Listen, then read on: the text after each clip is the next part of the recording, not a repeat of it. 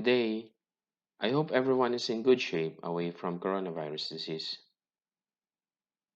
Today, I'm going to show you a simulation model which is designed to analyze the COVID-19 cases in the Philippines from day one COVID-19 was reported until the current time.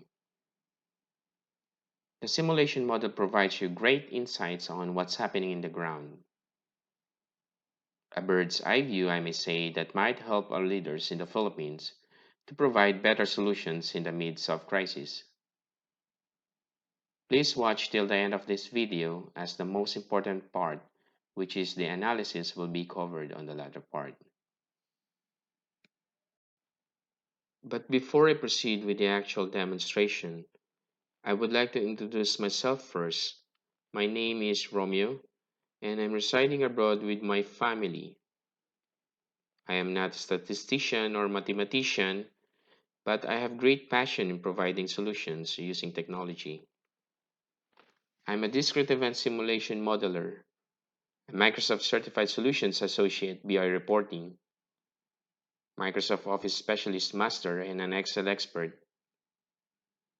By the way, if you want to visit my Excel tutorials, please visit my YouTube channel and Facebook page by typing Excel by Romeo Costillas in the search box. Addition to this, I'm also a certified Six Sigma Green Belt and recently completed my Improvement Leader course by IHI HHQY.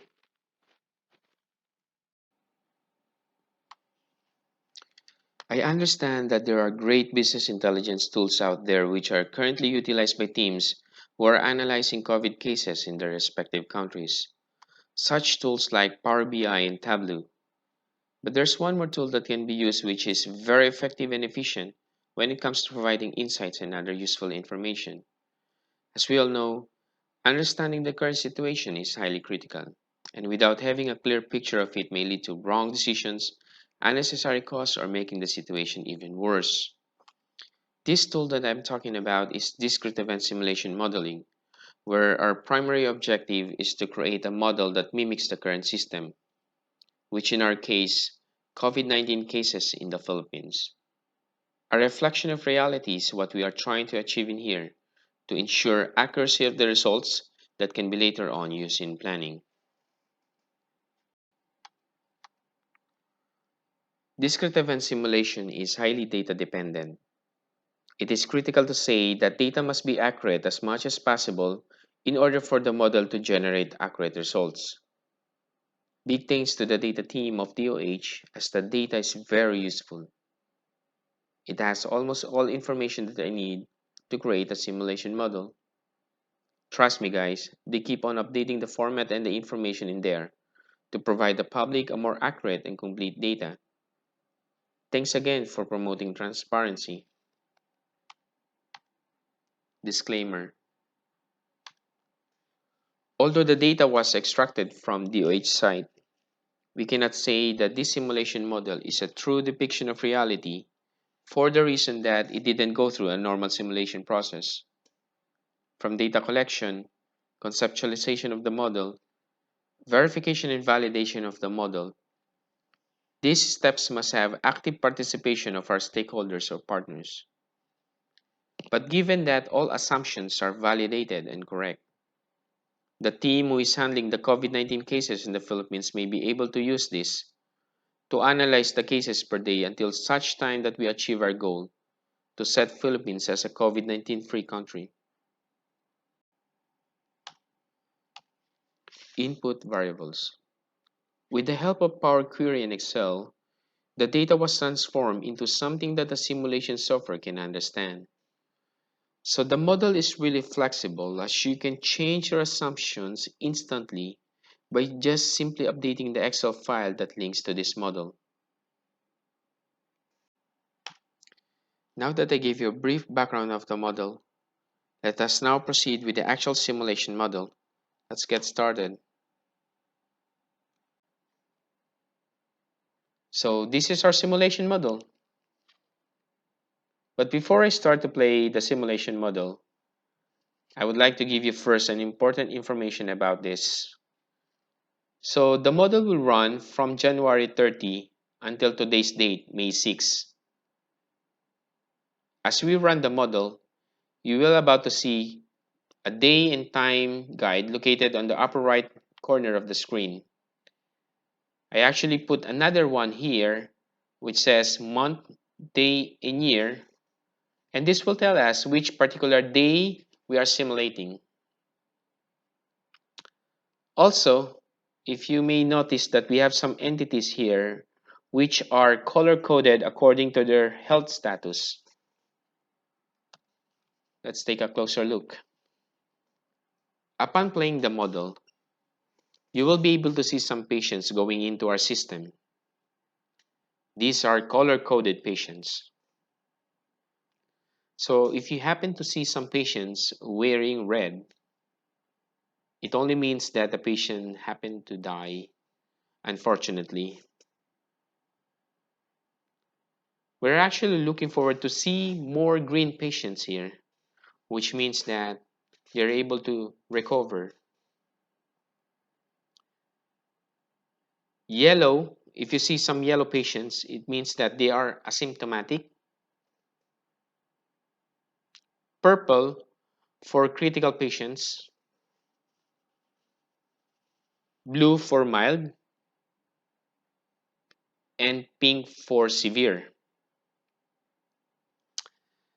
Now, let's look at the overall simulation model. So now we can see that this model is divided into three sections. The very first part, you can see that there's a map of the Philippines here. So let's have a closer look at it. So the Philippines has total of 17 regions, and each region it has some counters. So let's say here in region 1, so we have percent overall, which means that we are calculating the number of patients on this particular region against the overall confirmed cases in the Philippines. We also get to count the number of confirmed cases on this region as well as the active cases, recovered, and the deaths.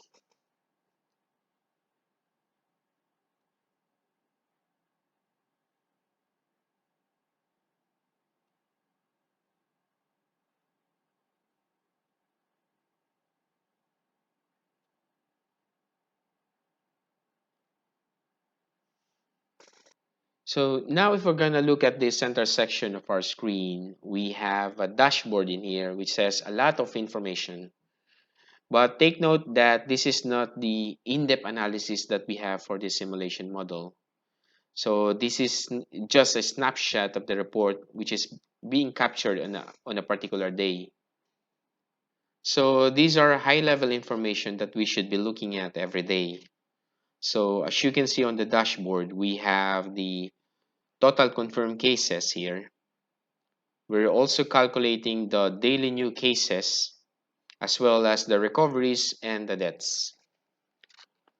We're also monitoring the number of asymptomatic, mild, severe, and critical patients. So if we're going to look at this section, which is the daily growth rate, so we're trying to calculate the number of new cases and compare that from the previous day.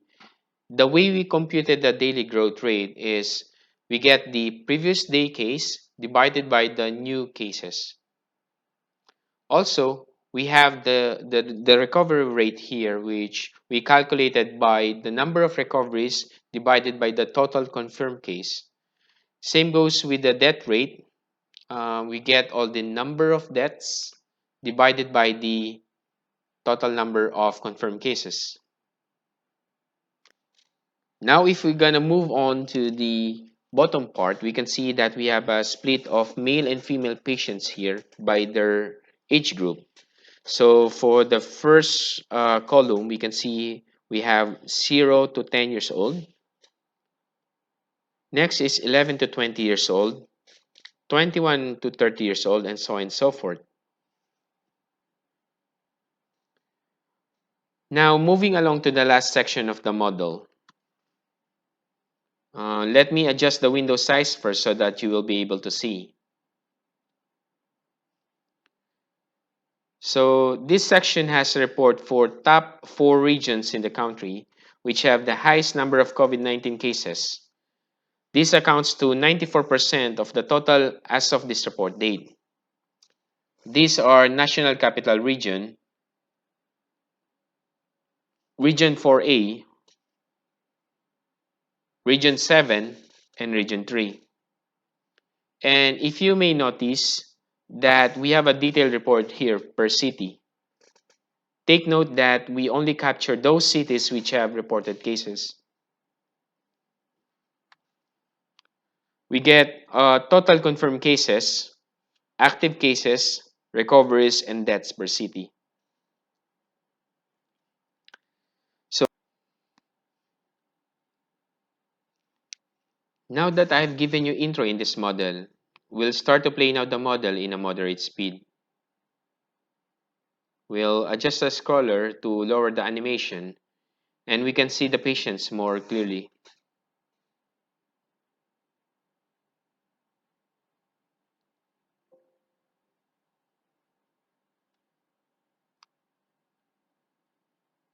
So the first patient reported on January 30, who is a 38-year-old female. She is in Negros Oriental who was recovered eventually.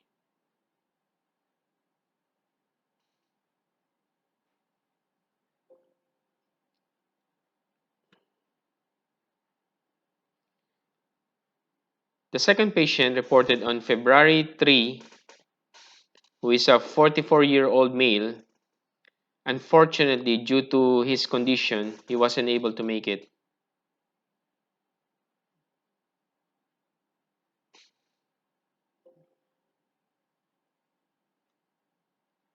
The third patient also reported in Region 4, Region 7, who is a 60-year-old female. She was also recovered from COVID-19.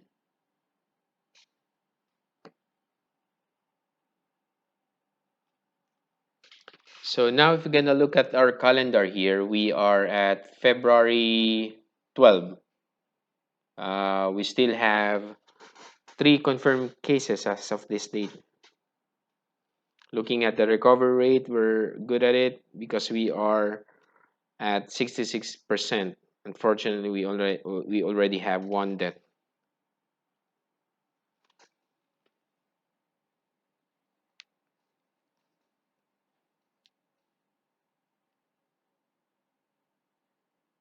So now we are entering the month of March. So we don't have cases yet. Oh, now we're seeing that the numbers are increasing already. So we should be looking at the daily growth rate here. It's really high, around 3%, 22%. Now we can also see from here that the patients are coming to our system. So let's look at the Luzon area. So let's try to lower the animation. So now we can see from the NCR, we already have 361 COVID-19 patients reported on March 23, which accounts to 78% of the total confirmed cases in the Philippines.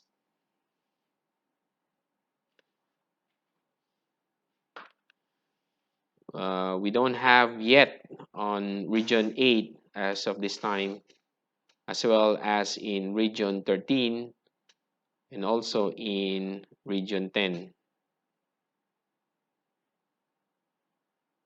I can see from here that we just have 1 patient both in BARMM and Region 12 as of March 23. So looking at the dashboard again, we have a very good recovery rate, 67%. Unfortunately, we have reported 15% of death rate. So now let's look at the city area. So let's try to monitor it. Okay, so March 23, we already have 93 confirmed cases in Quezon City and also has the highest number of deaths. 7 patients already died, sorry.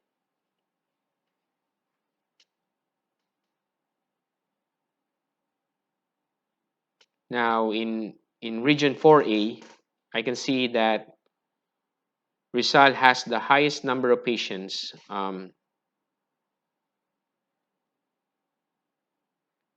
Now we are having an increased number of confirmed cases in region 7. So now let's look at the dashboard again. Okay, so take note that we're gonna discuss more of the analysis later on once we completed the simulation modeling. So let's look again at our Luzon area. Now we have one confirmed case, active case in region 2, March 24. Very high in national capital region, 432.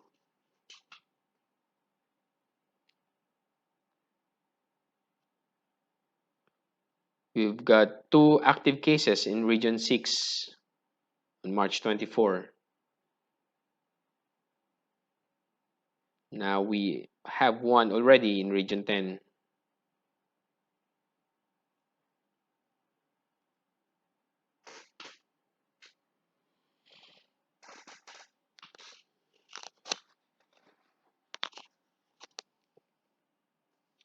So let's try to speed this up.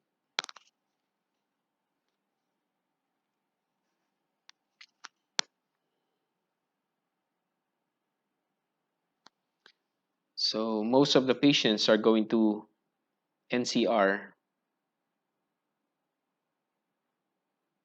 as well as region 3.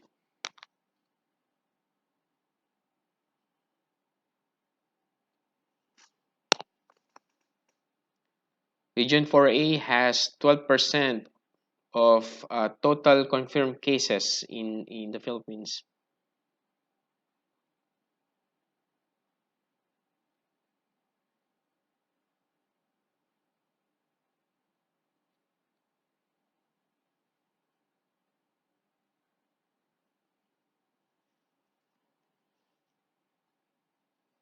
So now we are at April 4.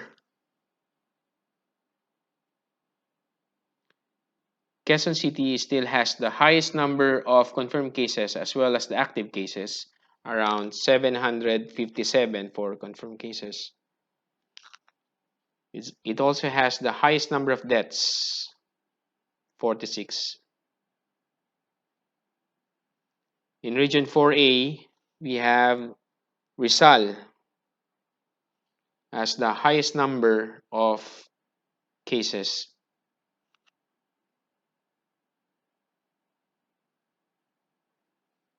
In region 3, we have Bulacan. So we should be looking at this area as well.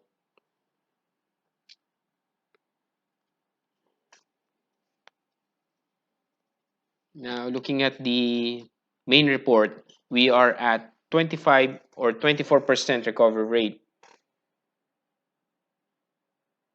So most of the patients are in mild condition, very few in critical condition. So looking at the age group as well as the sex, so we can see that the highest number of patients are in this group, male between 51 to 60 years old.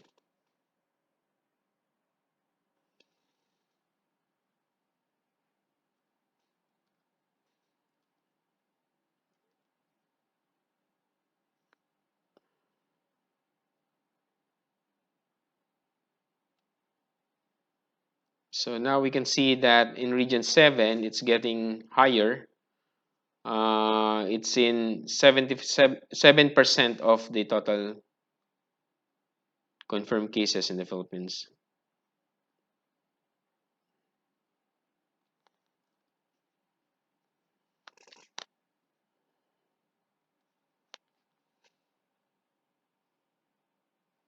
Mild, around 6,000.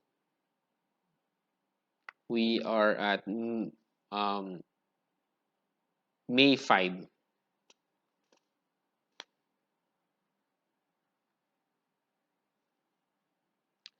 So now the simulation model or runtime is over. Then we can proceed now with the analytics.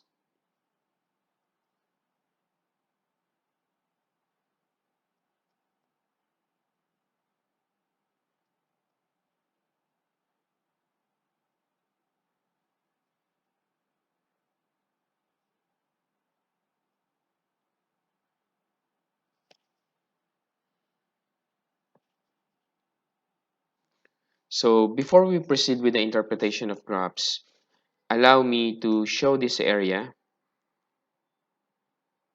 from variables. So this details all the variables that we have set for this model to ensure that we're looking at the specific details to be displayed in our report. Again, I would like to reiterate that the model didn't go through a normal simulation process. So all assumptions weren't validated. The result may or may not correct. This is just for demonstration purposes only, but can be used once assumptions are correct.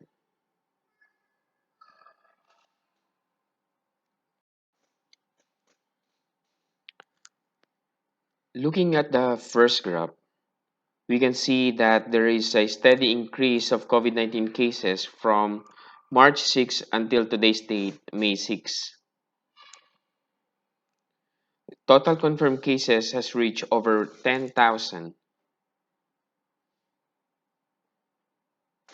The second graph represents the cumulative recoveries, and we can see that we have around 15% recoveries already, while deaths accounts to 6% only.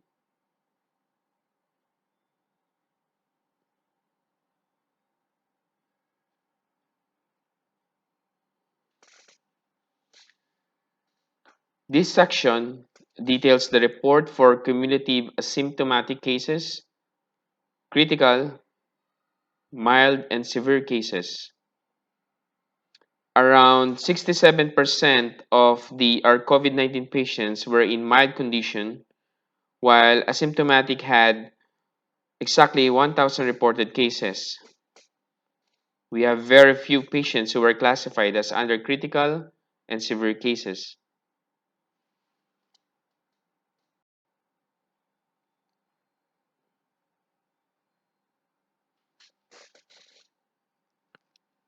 The first graph shows the growth factor of daily new cases. According to the experts, any growth factor above 1 indicates an increase, while one which remains between 0 and 1 is a sign of a decline. We can see from the graph that we have exponential growth at this time. At this very day, this is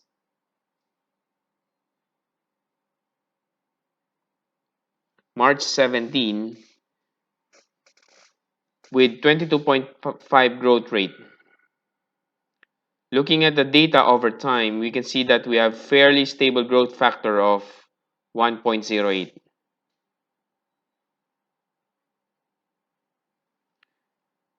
The next chart shows the daily new cases.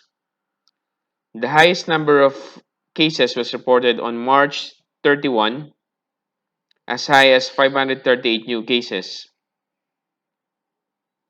On average, we only have around 101 new cases.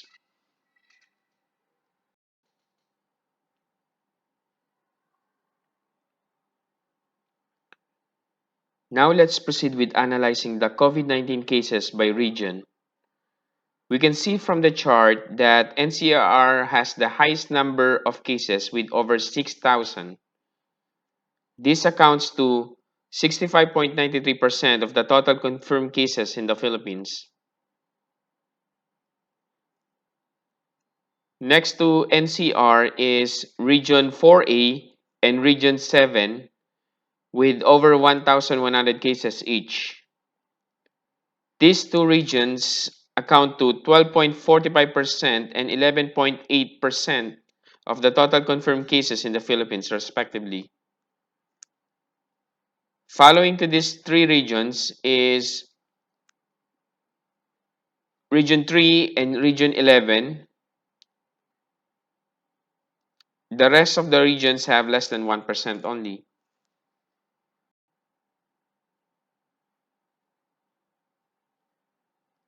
Looking at the sex and age group, we can say that female is more prone to getting the COVID-19 at 59%, while male has only 40%. And patients with age of between 60 to 69 has the highest percentage by age group at 37%.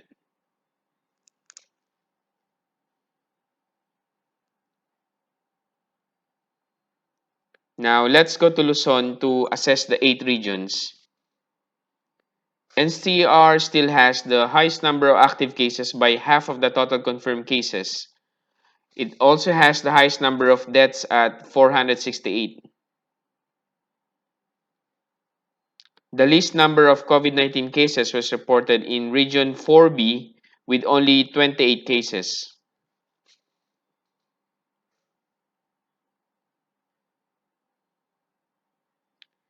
In Visayas area, Region 7 has the most number of cases with 1,180 cases, 31 recoveries, and 19 deaths.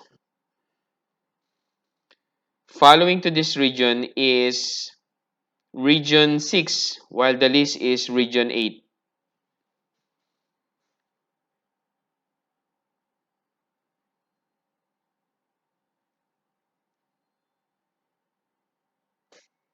Region 11 has the most number of cases in Mindanao with 156 confirmed cases, but only one-third of it is active as 84 patients were already recovered, while Region 13 has reported only 3 cases.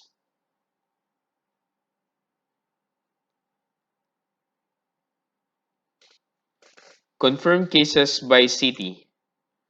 Overall, QC has the highest number of confirmed COVID-19 cases by city with over 1,000 cases. This followed by Cebu City with 1,162 cases. Manila is in top 3 position with 749 cases.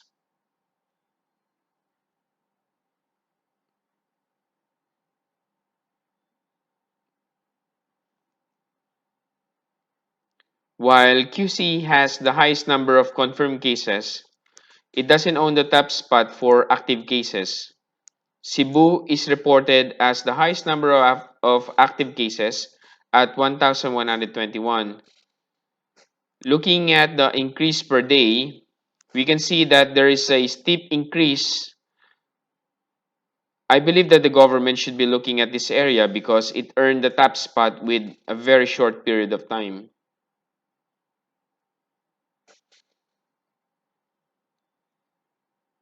QC has 300 recoveries reported on May 6.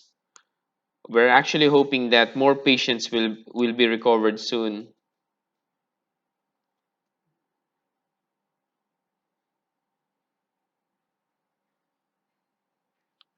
Highest reported number of deaths was from QC with just over 100, followed by Manila and Pasig City. We are seeing some cities here with 0 deaths, which is really a good sign. We are hoping that there will be no deaths anymore.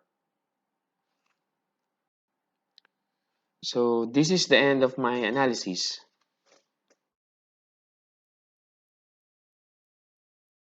This tool is readily available in case the government wants to look at it.